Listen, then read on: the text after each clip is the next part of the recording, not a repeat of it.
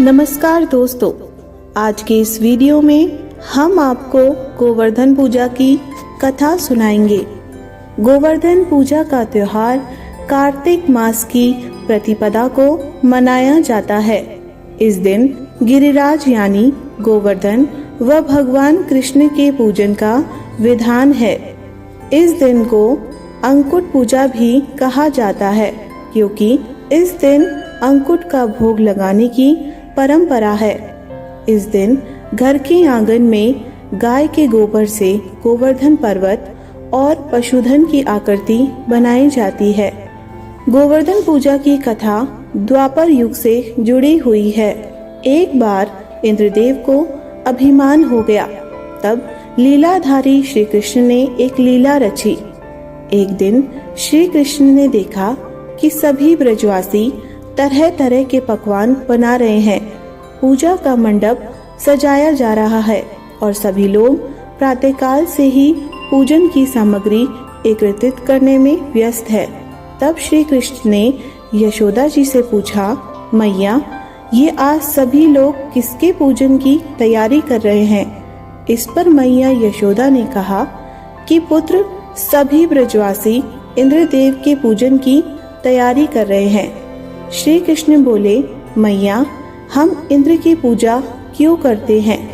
मैया ने कहा, वह वर्षा करते हैं जिससे अन्न की उपज होती है, उनसे हमारी गायों को चारा मिलता है। भगवान श्री कृष्ण बोले, हमें तो गोवर्धन पर्वत की पूजा करनी चाहिए, क्योंकि हमारी गाय वही चरती है। इस दृष्टि से गोवर्धन पर्वत ही पूजनीय है और इंद्र तो कभी दर्शन भी नहीं देते, इसलिए हमें इंद्र की जगह गोवर्धन पर्वत की पूजा करनी चाहिए।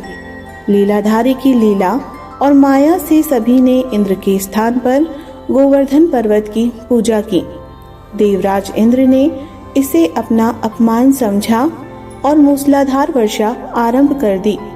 प्रलय के समान वर्षा देखकर सभी ब्रजवासी भगवान कृष्ण को कोसने लगे कि सब इनका कहाँ मानने से हुआ है। तब मुरलीधर ने मुरली कमर में डाली और अपनी कनिष्ठ उंगली पर पूरा गोवर्धन पर्वत उठा लिया और सभी ब्रजवासियों को उसमें अपने गाय और बछड़े समेत शरण लेने के लिए बुलाया। इंद्र कृष्ण की यह लीला देखकर और क्रोधित हुए, फलतः वर्षा और तेज हो गई।